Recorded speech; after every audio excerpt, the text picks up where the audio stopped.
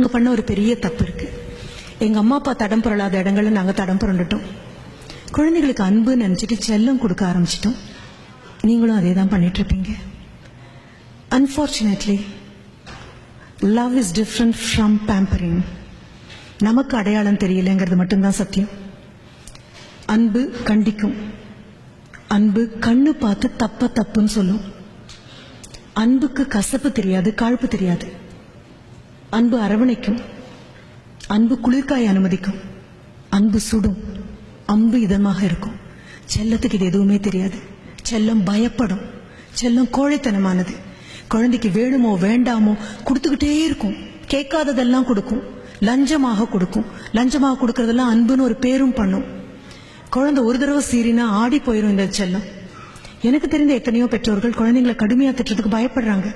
நாம ஏதாவது சொல்லி குழந்தைங்க ஏதாவது பண்ணிடுச்சுன்னா நான் மறுபடியும் கூப்பிட்டு கேட்பேன், அது என்னங்க நீங்க ஏதாவது சொல்றது, குழந்தைங்க ஏதாவது பண்றது? ஏன் அந்த குழந்தையோட அறையில் இருக்கக்கூடிய டவர் போல்ட்டை கூட கழட்டி வச்சு அப்பா அம்மா இருக்காங்க. அது ஏதாவது பண்ணிடுச்சுன்னா என்ன பண்றது? எங்க அப்பா அம்மாக்கு எந்த அந்த பயம் வந்ததே கிடையாது. என் தாத்தா பாட்டிக்கு சுத்தமா அந்த பயமே கிடையாது. கண்ணம் பழுக்கிற மாதிரி ஓங்கி ஒன்று வைப்பாங்க. ஆனா அடுத்த நிமிஷம் அவங்களே தான் கோவிலுக்கும் கூட்டிட்டு போவாங்க. அந்த அடியில திருத்தணுங்கிற எண்ணம் தான் இருந்திருக்கே தவிர தாக்கணுங்கிறதே கிடையாது. ஆனா இப்போ பயந்து பயந்து பயந்து வாழக்கூடிய ஒரு தாய் தகப்பனா மாறியாச்சு.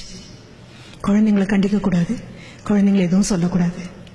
Please try to understand. கோழி மிதித்து குஞ்சு முடமாகாது.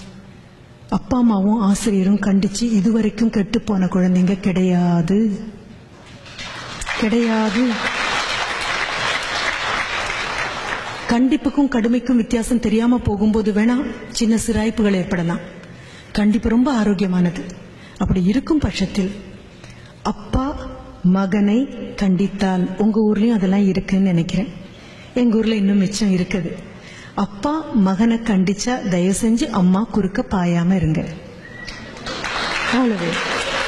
என்ன என் மகனை எதுக்கு திட்டுறீங்கன்னு கேட்காதீங்க.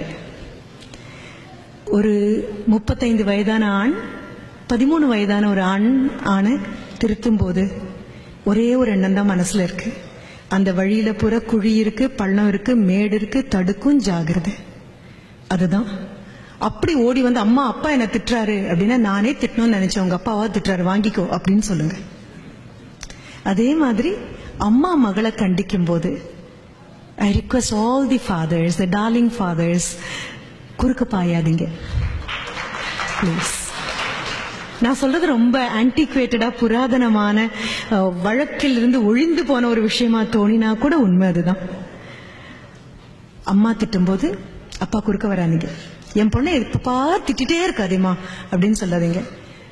அம்மா இந்த உடை சரியில்லைன்னு சொல்லும் பொழுதோ, இந்த நடத்தை சரியில்லைன்னு சொல்லும் பொழுதோ, இந்த கோபம் சரியில்லைன்னு அம்மா சொல்லும் பொழுதோ, வாழ்க்கையில இருந்து வெளியில வந்த ஒரு பெண்மணி, அவளுக்கு தெரியும் எங்க பள்ளம் உண்டு, எங்க மேடு உண்டு, எங்க சிராய்க்கும், எங்க விழும் அப்படின்னு. அம்மா கண்டிச்சு வளர்த்த பெண் கண்டிப்பா மோசம் போனதில்லை. அப்பா கண்டிச்சு வளர்த்த ஆண் கண்டிப்பா மோசம் போனதில்லை.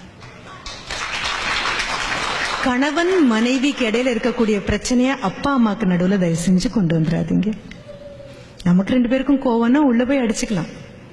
குழந்தைங்களுக்கு நடுவில் கொண்டு வந்துடாதீங்க. கண்டிச்சு வளர்க்கறது ரொம்ப அழகான விஷயம்.